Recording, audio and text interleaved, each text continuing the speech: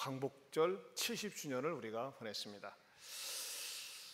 오늘은 뜻깊은 주일입니다. 오늘은 좀 시사적이고 역사적인 설교를 좀 제가 준비를 했습니다. 우리 역사의식이 있어야 돼요. 저도 70주년 광복절에 덕을 봤답니다. 제가 휴가철에 서울에 제 딸들에게 갔는데 15일 날 광복절 날 고속도로를 쫙 타고 내려오는데 우와, 고속도로 통행료가 무료예요. 이야, 참 고맙더라고요. 모르겠어요. 또 언제 이게 고속도로 통행료를 무료로 할지. 아마 100주년 될 때 할 것 같아요. 그때는 제가 없을 것 같은데 어찌됐든지 간에 참 즐거웠어요. 근데 여러분, 이 광복절을 맞이해서 얼마나 많은 사람들이 우리나라가 36년 동안 일제 압제 아래에서 고생을 했으며 오늘의 우리나라가 이만큼 된 것에 대한 진정한 역사의식이 몇 명이나 있을까요? 대부분의 사람들은 이야, 연휴다, 놀러가자, 구경가자 하면서 말이죠, 그런 데밖에 관심이 없을 거예요. 그리고 몇몇 관계된 사람들만 뭐 이렇게 문화회관에서 모여서 의식을 갖고 그러죠. 하지만 여러분, 정말 자기 조국을, 자기 나라를 아끼는 사람들은 역사의식이 있어야 돼요. 역사의식이 있는 사람들이 그 나라에 대한 꿈을 품게 되고 연구를 하게 되고 그런 사람들을 통해서 나라가 발전하게 되어 있습니다. 그런데 이거 아세요? 그리스도인들은 진정한 애국자입니다. 그리스도인들이 되면 애국자가 됩니다. 한번 따라서 해보실까요? 그리스도인이 되면 애국자가 됩니다. 여러분, 우리나라가 일제 압제 아래 있을 때 우리나라 해방을 위해서 몸부림치며 독립운동을 나름대로 전개한 사람들, 이 일을 갖다가 우리나라가 해방되기 위해서 나름대로 발버둥친 사람들이 누굽니까? 대부분이 그리스도인들이에요. 그러니까 그리스도인들이 하나님의 은혜를 받고 신앙이 들어서면요, 진정한 자유가 무엇인지 눈을 뜨게 되고, 그리고 성경을 보면서 말이죠, 이스라엘 백성들이 애굽의 압박 속에 있다가 해방된 것처럼 우리도 이 자유를 가져야 된다. 얽매이면서 살지 말아야 된다. 자유를 주신 것은 하나님의 축복이다. 이런 것에 대해서 눈을 뜨게 된다고 하는 것입니다.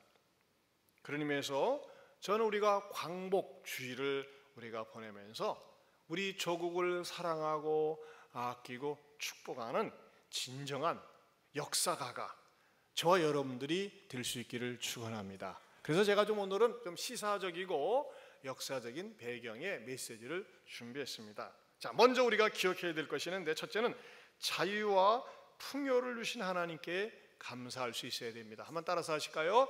자유와 풍요를 주신 하나님께 감사할 수 있어야 합니다. 오늘 5장 1절을 보면요, 그리스도께서 우리를 자유롭게 하려고 자유를 주셨으니 그러므로 굳건하게 서서 다시는 총의 멍에를 매지 말라 그랬어요. 우리에게 자유를 주셨어요. 굳건하게 서서 자유인이 되어야 한다고 하는 것입니다. 그러나 여러분, 우리 민족에게는요, 한때 이런 자유가 없었어요. 마음껏 먹고 싶은 것을 먹을 수 있는 자유, 또 마음대로 가고 싶은데 갈 수 있는 움직이는 자유, 마음껏 표현할 수 있는 말의 자유, 또 마음껏 쓰고 싶을 수 있는 글을 수 있는 자유를 통째로 빼앗긴 적이 있었어요. 그때가 어느 때입니까? 일제 치하 때입니다. 그래서 그때를 회상하면서 고 함석헌 선생은 뜻으로 본 한국 역사 그 해방편에서 당시 상황을 이렇게 적고 있습니다. 바치라니 그저 어린 것에 먹을 것까지 긁어 바쳤고, 말하지 말라니 말을 그만두고, 글을 내어버리라니 그 좋은 글도 내어버렸고, 성을 고치라니 그대로 조상까지 내버렸다. 전쟁의 마지막 판에 끌려나가는 우리 젊은이들의 모양이 그대로 민족의 운명이었다. 분명히 가고 싶은 길이 아닌데, 옳지 않는 길인 줄도 아는데 그런 줄 알면서도 우리는 어디론지 끌려갔다. 간대야 죽음밖에 있을 것 없는 줄을 알면서도 살기 위하여 끌려간다고 하였다. 익살이지. 살기 위해 죽을 대로 가니 그것이 곧 민족 전체에 가는 길이었다. 바로 이날 어련히 오고야 말 해방인 줄 믿었지만 또 못 믿었다. 그러므로 정작 해방이 온 그날 모두 꿈인가 하였다. 와져야 할 줄 알면서도 오련히 꿈도 못 꾸었던 날이 왔다. 고난 역사의 해방이다. 연대표 위에는 틀림없이 36년 이것만, 느낌으로는 360년도 더 되는 것 같았다. 그 고난은 그토록 심하였고 영원히 벗겨질 것 같지 않았다. 그러나 1945년 8월 15일 해방, 도둑같이 우리에게 찾아왔다. 다 같이요. 이 해방은 하늘에서 온 것이다. 아무도 몰랐고 아무도 꾸민 것이 아니다. 그러니 하늘의 선물이다. 이것은 하늘에서 직접 민중에게 준 해방이다. 해방은 하늘에서 왔다. 여러분, 그렇습니다. 우리가 누리는 자유와 해방은 우리 독립투사들이 막 열심히 그냥 독립전쟁을 잘하고 막 게릴라 전술을 통해서 말이죠, 막 일본을 여기저기 뭐 혼비백산 풍비백산 만들어 가지고 아이고 못 살겠다, 한국 사람들 독립 이 투쟁을 너무 잘하니까 우리가 졌다, 항복. 그래서 온 게 아니라니까요. 여러분, 우리나라는요 1945년 8월 달까지만 해도요, 8월 15일 전까지만 해도 완전히 그로기 상태예요. 어느 정도인지 아세요? 저항할 수 있는 힘마저도 상실한 상태였습니다. 완전히 패닉 상태, 공황 상태에 빠졌어요. 그래도 전혀 배우지 못한 무식한 사람들보다는 그래도 가방끈이 길고 공부를 한 사람들이 이렇게 미래에 대해서 예측을 하고 판단할 수 있어요. 근데 보세요, 그때 당시에 최고의 학문을 구가하는 지성인이라고 하는 육당 최남선 선생이나 최남선이나 춘원 이강수 같은 이들, 우리는 뭐 어려서 얼마나 이 사람들에 대해서 좋게 알고 배웠습니까? 근데 이분들이 뭐라고 그랬어요?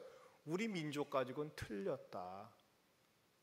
우리가 일본으로 개조해야 된다. 이런 운동을 막판에 와가지고 그분들이 그렇게 벌렸었어요. 그럼 그분들은 왜 그랬느냐? 우리 민족 가지고는 도대체 앉을 수 있는 힘도, 저항할 수 있는 기력마저도 아무것도 없었다고 하는 것입니다. 그런데 하나님께서 말이죠, 눈물 어린 성도들의 간절한 기도로 말미암아 어떤 일이 일어납니까?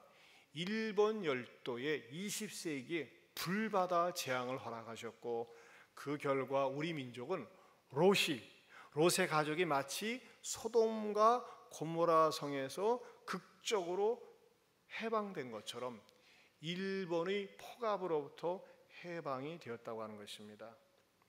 여러분, 우리는요 우리 민족을 해방시킬 수 있는 자생적인 능력이 전혀 없었어요. 심지어는요 8월 15일 날 일본 천황폐하가 우리는 항복하문이다 성명서를 발표했을 때도 우리 대한민국 사람 대부분 몰랐대요. 8월 16일에서야 알았대요. 그리고 중앙청 조선 총독부에는 우리가 해방된 다음에 처음으로 일장기가 내려지고 대한민국 국기가 태극기가 올라간 것이 아니라 성조기가 올라갔었대요. 맨 처음에는. 그게 우리나라의 슬프고도 딱한 처지였었다고 하는 것입니다. 근데 여러분, 그 후로 70년이 지난 다음에 지금은 어떻습니까? 세계에서 최빈국이었던 우리나라가 한 해에 2조 3,700억 원을 원조하는 나라가 되었습니다. 그리고 산빛 아래 움막집과 초가집, 옛날에는요 익산에도 그랬죠, 학고방이 그렇게 많았어요. 학고방 아세요? 아, 몰라요? 여기는 굉장히 귀족 출신이네. 학고방이 있었어요. 탁지닥지 판잣집으로 붙어있는 학고방. 그리고 여러분 비만 와보세요. 골목길마다 그냥 진흙탕이 그냥 잔뜩 있어가지고 이 봉천동, 사당동, 서울 같은 데는요, 저는 그 사당동에 살았지만 옛날에 유명한 말이 있었어요. 어머나 마누라 없인 살아도 장아 없이는 못 살겠네.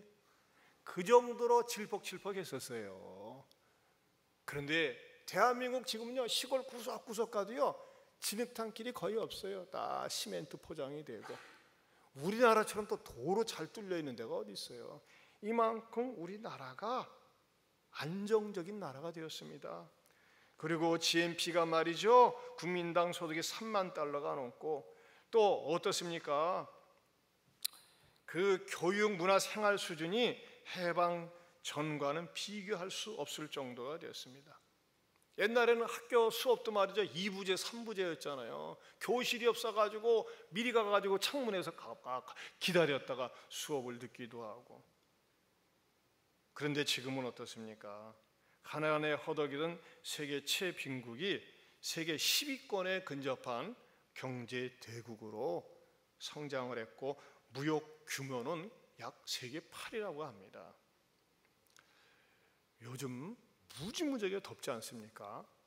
그런데도 텔레비전 뉴스에서 여러분 전력이 딸립니다, 전기 좀 아껴 쓰세요, 그런 뉴스 본 적 있어요? 우리가 전력 요금이 많이 나올까 봐 아껴 쓰지 국가적으로 전기가 지금 모자랍니다, 아껴 쓰세요, 그런 광고가 없어요.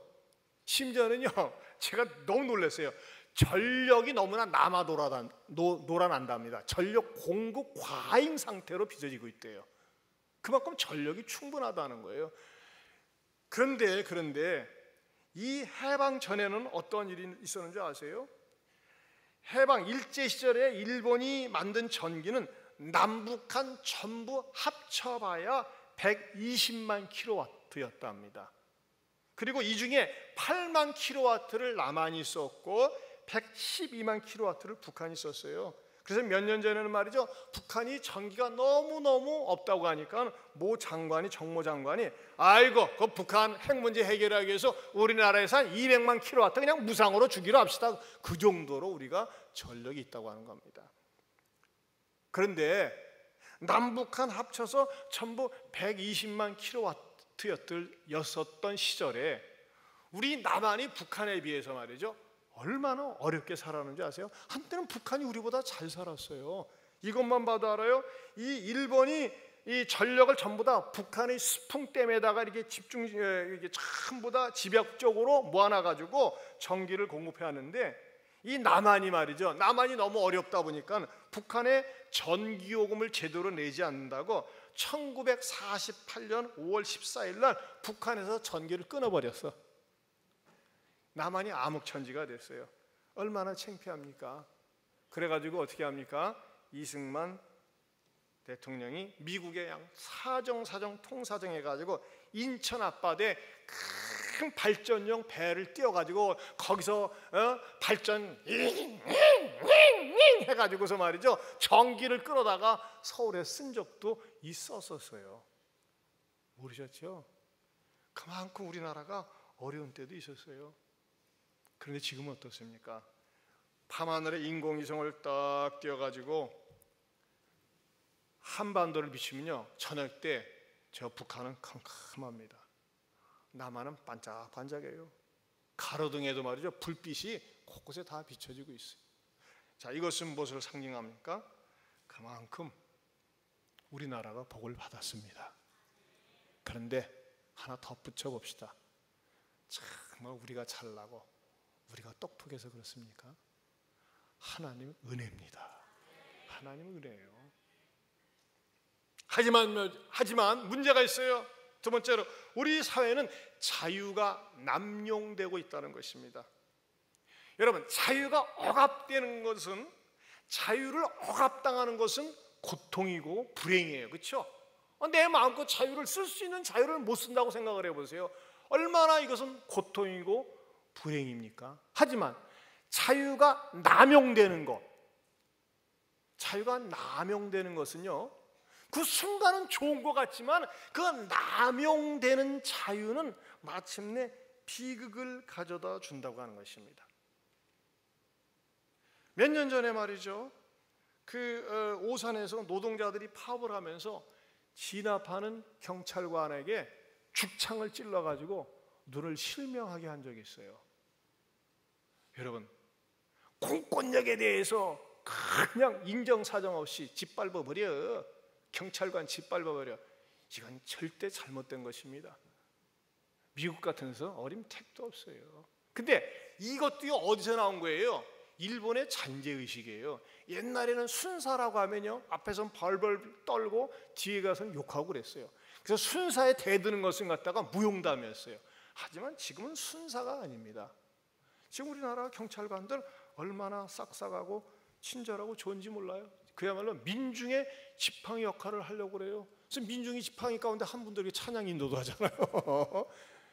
여러분, 정말 우리나라는 굉장히 좋아지고 있어요. 그런데 이상하게 권위에 대해서 도전하고 권위를 무시하는 것이 멋인 양, 자유인 양 생각을 합니다. 절대 잘못된 것입니다. 그것은 악한 것입니다. 자유를 남용하는 거예요. 선생님 짓밟고 무시해서, 자기의 상사를, 권위를 무시해서 좋은 게 아무것도 없습니다. 지금은 말이죠, 이 사상적 자유가 만개하면서 이 자유의 백가쟁명의 시대를 구가하는 것 같아요. 2005년 7월 27일 강정구 동국대 교수는, 이건 뭐 공개적으로 얘기한 거기 때문에 저도 실명을 대는 겁니다.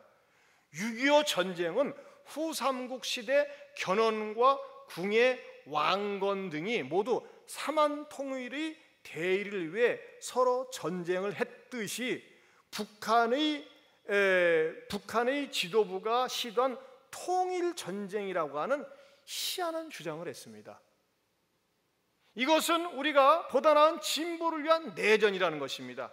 그러면서 뭐라고 강 교수가 얘기했느냐, 역사책 어느 곳에서도 왕건이나 견훤을 침략자로 매도하지 않고 오히려 왕건은 통일 대업을 이룬 위대한 왕으로 추앙한 것처럼 김일성이도 우리 민족의 통일을 위해서 위대한 수령으로 받들어야 하는데, 미국이 등장하고 메가더라고 하는 괴라가 등장해서 한국이 400만 명이나 되는 억울한 생명이 빼앗겼다. 그런 의미에서 미국은 우리의 생명의 은인이 아니라 왼수다 그랬어요. 맞지요, 틀리요? 무슨 말인지 모르겠어요. 아니 여러분, 무슨 말인지 몰라. 맞아요, 틀려, 이 말이 전적으로 틀린 말입니다. 뭐 용서하세요, 여러분들 가운데 강정구 교수에 동의하는 사람이 있을지라도 그건 역사를 잘 모르는 거예요. 여러분, 잘못된 역사의식은요, 우리 민족을 위해서 피, 땀, 생명까지 잃어버린 그런 분들에 대한 모독입니다. 여러분, 지금도요, 미국에서는요 3만 7천 명의 그 유해를 갖다가 찾기 위해서 얼마나, 지금도 그 유해 찾는 발굴단이 있어요. 수만 명의 사람들이, 군인들이 우리 민족을 위해서 희생을 했어요. 여러분, 북한에서 일어나고 있는 일들, 지금도 정치범 수용소에 20만 명 이상이 갇혀가지고 온갖 고문과 온갖 악행을 저지르고 있지 않습니까? 지금도 얼마 전에도 우리가 알다시피 김정은이가 말이죠, 자기 친인척을 갖다가 뭐 곡사품과 싸가지고서 말이죠, 막 지 눈에 안 보이면, 여러분 예배 시간에 졸고 있거나 그러면요, 김정은이가 있다면 처형감입니다. 예? 참, 이 자리에 김정은이 없다는 게 축복인 줄 아시기 바랍니다. 이 강정구 교수가 알고 있는 역사의식은 어떻게 보면 제대로 배운 초등학생의 역사의식만도 못합니다. 후삼국 시대에 견훤이나 궁예나 왕건 등이 싸운 것은 어디까지나 영토 확장 싸움이었어요. 하지만 김일성이가 6.25 사변을 통해서 우리 민족을 공격하고 우리 민족을 짓밟은 사건은 영토 확장 싸움이 아니었어요. 무슨 싸움이었을까요? 이거 굉장히 중요합니다. 제가 먼저 말씀드리기 전에 쉬운 질문 하나 할게요. 피는 뭐보다 진하다? 물보다 진하다 그랬습니다. 이 혈육이라고 하는 것은요, 어떤 관계에서보다도 가깝습니다. 근데 여러분 이거 아세요? 피보다 진한 게 있어요. 뭐요? 피보다 진한 게 사상입니다. 사상. 이데올로기예요. 공산주의 사상이, 유물론적 사상이 딱 자리를 잡아보세요. 부모 없습니다. 친인척 없어요. 선생님 없어요. 캄보디아 그랬잖아요. 킬링필드. 학생들이 부모를 죽여요. 자녀들이 부모를 죽여요. 왜? 사상이 같지 않기 때문에. 여러분, 이 잘못된 이단 사상이나 잘못된 사상이 딱 자리를 잡아보세요. 이거는요, 피보다 진화되니까는 얼마나 무서운 사상인지 몰라요. 그러면 김일성이가 가지고 있는 사상은 뭡니까? 무신론적인 유물론 사상이에요. 이 사상으로 남한을 통일시키겠다는 거예요. 그러니까 부모도 죽이고 스승도 죽이고 별짓거리 다 한 거 아니겠어요? 왜? 사상이 같지 않으니까. 지금도 이 사상범들이 있지 않습니까? 여러분, 이 잘못된 사상은 얼마나 무서운지 몰라요? 암적인 존재입니다. 여러분, 우리나라가요, 6.25 사변 때 미국을 비롯해서 16개국이 참전해가지고 우리나라를 결코 도와줄 수 있는 형편이 역사적으로 될 수가 없었습니다. 왜 그런지 아십니까? 우리나라는요, 중동 지역처럼 석유가 나는 나라도 아니고, 이렇게 관광 자원이 풍부한 것도 아니고, 말로는 지정학적으로 이렇게 중국과 연결되기 때문에 우리나라 통과해가지고 무슨 덕을 보겠어요? 우리나라만 맨날 그냥 옛날 일본이 우리나라 빌려달라고 그래가지고 청나라 공격한다고 그러지 우리나라를 막 그냥 아주 그냥 작살냈지. 이 대한민국이란 나라를 보니까요, 미국이 생각할 때 좀 골치가 아파요. 그래가지고 이 일본이 항복한 다음에 미국이 자국적인 이기적 이익을 위해서 어떤 방위 라인을 설치했는데 그게 뭔지 아십니까? 소위 애치슨 라인입니다. 애치슨 라인. 미 국무장관 D.H. 애치슨이 발표한 미국의 극동 방위선인데 1950년 1월 12일 전 미국 신문 기자협회에서 아시아에서의 위기라는 제목의 연설에서 처음으로 언급했습니다. 이 애치슨 라인은 뭐냐면요, 여러분 이 스크린에 보시는 것처럼 알류산 열도, 즉 알래스카 산맥이 있는 쪽이거든요. 알류산 열대 라인을 쭉 보세요. 보면요, 일본을 보호한다, 그리고 대한민국은 제낀다, 그 옆에 중국 밑에 대만 제낀다, 필리핀 브루나이는 보호한다, 여기까지만 우리가 보호한다라는 선이 애치슨 라인이에요. 좀 그다음 보면요, 여기 나와 있잖아요. 미국 극동 방위선 애치슨 라인이에요. 여기 보세요. 왜 이렇게 왜 애치슨 라인을 왜 이렇게 했어요? 중화민국. 야, 한국에서 이거는 이제 언제 발표한 거냐면 1950년 1월 12일 날 6.25 사변 나기 6개월 전에 발표한 겁니다. 한국에서 전쟁이 터지면 우리는 간섭하지 않는다. 왜? 우리가 뭐 들어 손해보냐. 중화민국 대만에서 전쟁에는 우리는 선보지 않는다. 왜? 뭐 들어? 큰 나라가 있는데 뭐 들어 우리나라가 손해보냐. 그거였어요. 그런데 이 정치적으로 이것을 외교문서로 딱 발표하니까 북한이 김일성이가 소련이 힘을 얻은 거예요. 아하, 우리가 통일전쟁 한다고 하면은 분명히 미국에서 애치슨 라인을 통해서 우리나라를 도와주지 않기로 했으니까는 공격하자고 한 명분을 갖다가 사실 미국이 그렇게 제공했어요. 미국 입장에서는 뭐냐? 우리나라 모두로 젊은이들 가서 대한민국에 가서 죽냐? 그러면서 말이죠, 애치슨 라인을 싹 설정을 했었어요. 그런데 그것을 딱 역사적인 자료와 탐욕을 가지고 김일성이가 소련과 중공군을 의지해서 우리나라를 침공했습니다. 파죽지세로 밀려왔어요. 낙동강 오리알 신세, 완전히 부산만 남겨놓고 풍잔등화의 위기에 놓였습니다. 근데 여러분, 어떻게 해서 미국이 참전 주도국이 되고 연합군이 우리나라에 들어와서 우리나라를 위해서 싸울 수 있었을까요? 당시에 미국의 대통령은 트루만이었습니다. 일본의 원폭을 투하한 대통령도 트루만이었고 6.25 사변 났을 때에 그것을 결정한 대통령도 트루먼이었어요. 그 트루먼이 우리나라가 전쟁이 일어났을 때 뭐하고 있었느냐? 휴가 중이었어요. 근데 그 어려운 상황에 있을 때 거의 지금 100세가 다 돼가는 빌리 그레한 목사님이 트루먼 대통령에게 긴급 전화를 했어요. 굉장히 친했어요. 각하! 잠 깨세요. 눈 뜨세요.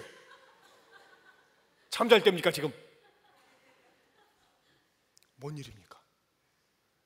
한국 전쟁 난 거 아시죠? 들었습니다. 각하, 미국이 도와줘야 됩니다.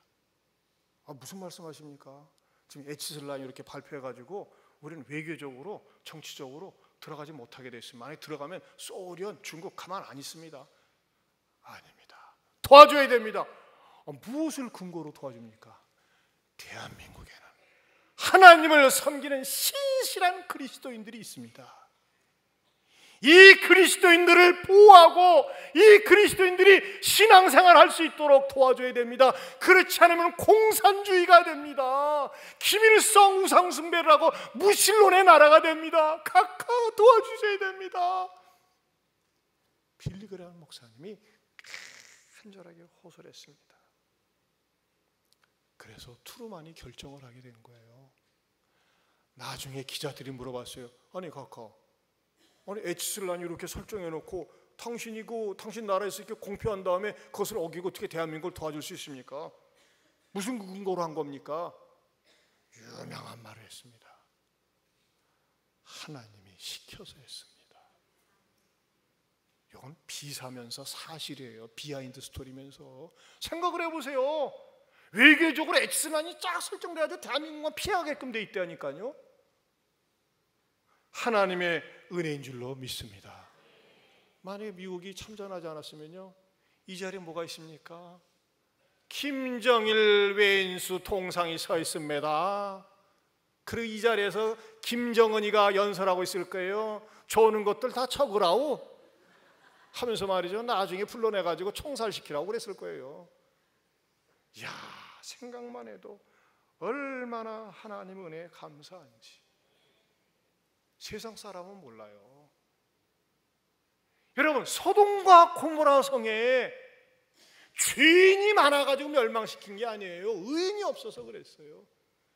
그런데 그 부산항 구덩이에 모여서 하나님 우리의 죄악을 용서해 주소서 울며 통곡하며 우리를 지키고 보호해달라고 기도했을 때 하나님이 그 기도를 들으시고 빌리 그레함의 마음을 움직이시고 대통령에게 전화 걸어가지고 대통령으로 하여금 트루먼 대통령으로 하여금 결단하게 한 것입니다. 할렐루야. 그런 의미에서 우리는요, 정말 우리가 사상적인 자유, 언론의 자유가 있다고 함부로 떠벌려서는 안 돼요. 에? 우리나라가 언제 북침을 했습니까? 저 북한이 남침을 하고 공산주의 사상을 가지고 우리나라를 점령하려고 그랬지 무슨 영토 확장 전쟁입니까? 저런 것들이 교수라고 하고 참 너무 안타까워요. 거기에 부안해동 돼가지고 아닙니다, 여러분. 절대 이 땅에는 공산주의가 유물론이 뿌리를 내릴 수가 없습니다. 뿌리를 내려서도 안 됩니다. 우리가 정신 차려야 돼요. 말 함부로 하는 거 아니에요. 하나님이 우리나라를 보호하시고 지키시기 때문에 이만큼 여기까지 온 줄로 믿습니다. 거저 얻어온 자유가 아니에요. 미국의 웰링턴 공동묘지에 가면 말이죠, Freedom is not free라고 하는 게 있어요. 자유는 그냥 주어지는 것이다. 공짜가 아니다. 피의 대가로 세워진 나라가 우리나라입니다. 세 번째로 그런 의미에서 지금 우리는 정신 차려야 합니다. 정신 차려야 돼요. 우리는 여전히 강대국의 틈바구니에 끼어 있어요. 저 위에는 누가 있습니까? 중국이 있습니다. 한때는 경제 대국 3위였었는데 지금 2위예요. 미국 다음에. 뭐 2050년 가면 저기 안 되면서 1위가 된다면서요. 전 세계 돌아다녀 보세요. 전부 다 영어 아니면 중국어로 말이죠, 다 통역을 합니다. 한국말로 하는 데는 불과 몇 군데 아니에요. 블랙홀처럼 말이죠, 전 세계를 빨아당기고 있어요. 태국도, 제가 지난번에 태국 갔다 왔지만 태국도 중국 사람들의 영향력, 아프리카도 거의 다 점령하고 있습니다. 무서워요, 무서워. 우리 오래간만에 서울 가면 그냥 서울 엄청나게 변화되고 굉장하죠. 서울은요, 상해라고 하는 도시 있잖아요. 샹하이. 상할 수밖에 없는 도시 샹하이. 그런데 거기는 말이죠, 이 샹하이는 말이 나무가 없어요. 산이 없어요. 완전히 사막과 같은 지역에 세운 도시가 상해. 그런데요, 샹하이하고 서울을 비교하면요, 우리 서울은요 변두리 같다니까요. 엊그저께 텐젠에서 화학물질이 폭발해가지고 얼마나 많은 사상자가 났습니까? 만약에 우리나라 한 군데서 났으면 온 나라가 뒤집혀지지 그냥. 중국은 그냥 하나의 지역적인 것에 불과해요. 이 중국의 엄청난 경제력과 힘이라고 하는 것은 상상을 초월합니다. 또 일본은 계속해서 압박을 합니다. 그런데 우리나라는 샌드위치예요. 어떻게 됩니까? 정신 차려야 됩니다. 우리나라가 스위스나 싱가포르처럼 강소국이 아닙니다. 중진국입니다. 그러면 어떻게 해야 되느냐? 여러분, 정신적이고 도덕적이고 영적으로요 앞서 있으면 그 나라가 쓰임 받습니다. 우리나라의 패스 가운데 하나가 뭡니까? 무고, 헐뜯는 거. 이것은 일본의 10배, 20배 앞장서 있대요. 그래서 우리나라가 익히 잘하는 속담 있잖아요. 사촌이 밭을 사면 왜 배가 아픈가 몰라요. 남 잘 되는 거 보면 못 견디는 거예요.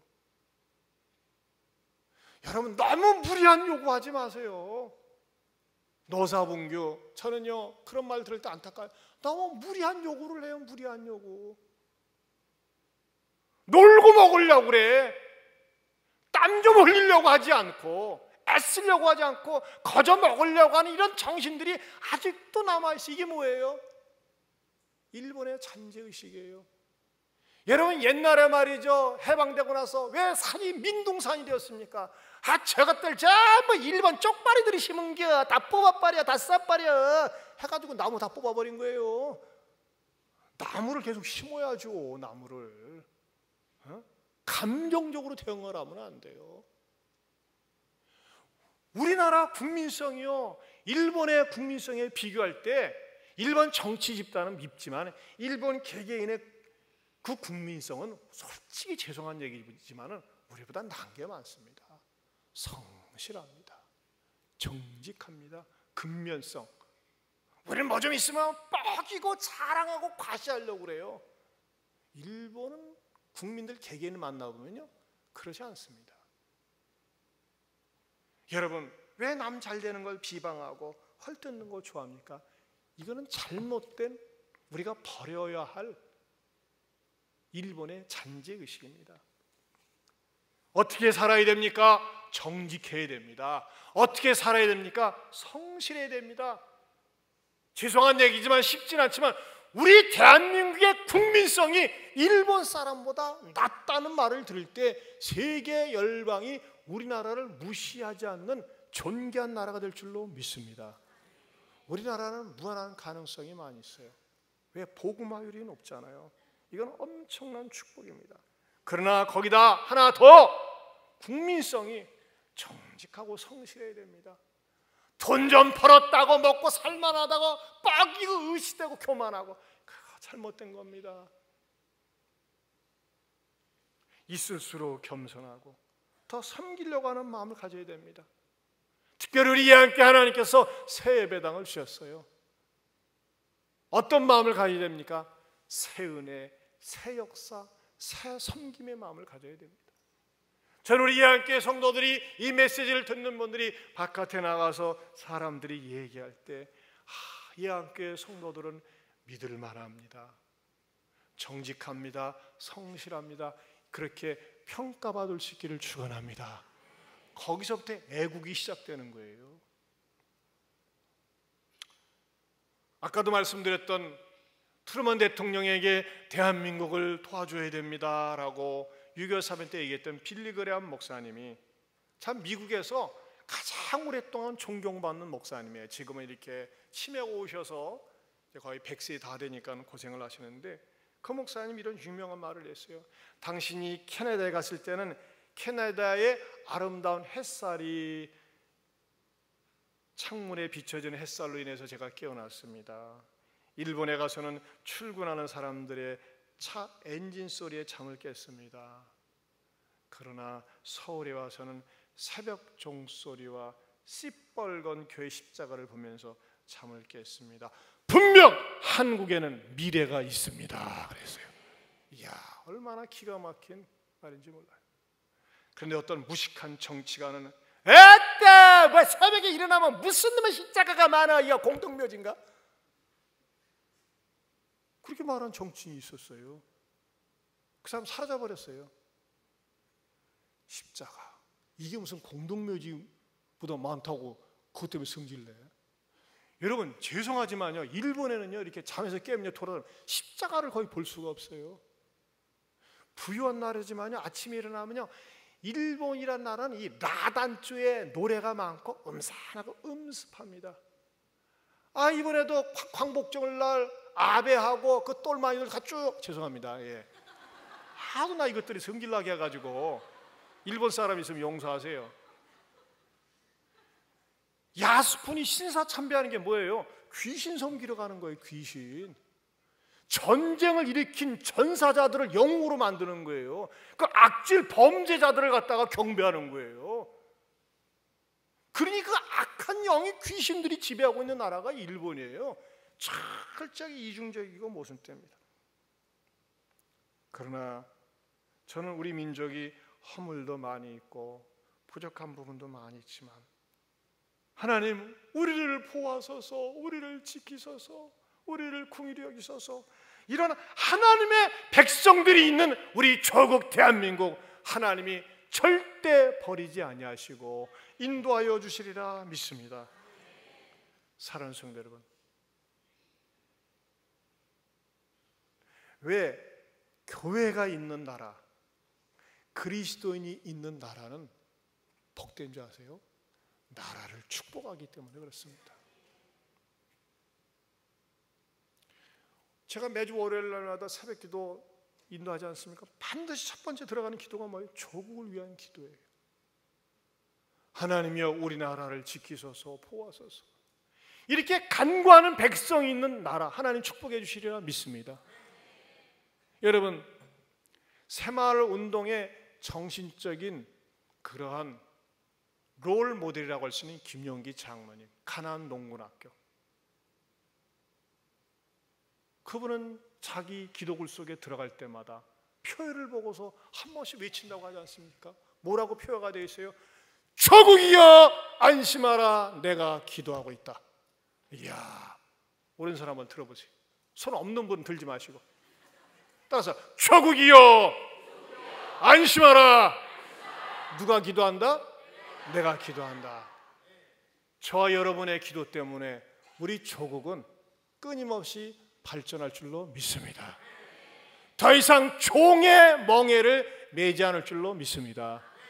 하나님을 섬기면서 청직하십시다. 성실합시다. 좀 근면하자고요. 좀 마땅한 대우를 안 해준다 할지라도 그것 때문에 비치지 말고 더 열심히 성실히 한번 해보세요. 하나님 기억하시고 오너도 기억하는 거예요. 사랑하는 성도 여러분, 오늘 우리가 누리는 이 자유, 이 축복 절대 그냥 얻어진 것 아닙니다. 제가 지난주에도 설교했잖아요. 태국이란 나라는 우리나라 땅덩어리 면적이 5배예요. 우리나라는 1모작이야. 그 나라는 3모작이야. 관광자원 무궁무진합니다. 왜 결혼하면 푸켓으로 많이 갑니까? 기가 막힌 비치입니다. 저는 못 갔어요. 단기 선교하느라고. 그런데도 불구하고요, 제가 말씀드려요. 초등학교 교사 월급을 못 줘. 너무 부패해가지고. 우리나라는 그런 데는 없어요. 우리가 정치를 볼 때 마음에 안 드는 부분 많이 있지만 그래도 이만큼 발전하는 거 그리스도인들이 정신 차리고 기도하고 있고 목소리를 내기 때문인 줄로 믿습니다. 멀리 갈 거 없어요. 우리들 자신부터가 내가 주어진 삶의 현장에서 불의와 타협하지 않고 뇌물 주지 않고 정직하고 성실하게 믿음으로 살면 우리 조국이 희망이 있고 미래가 있고 하나님께서 쓰시는 나라가 될 줄로 믿습니다.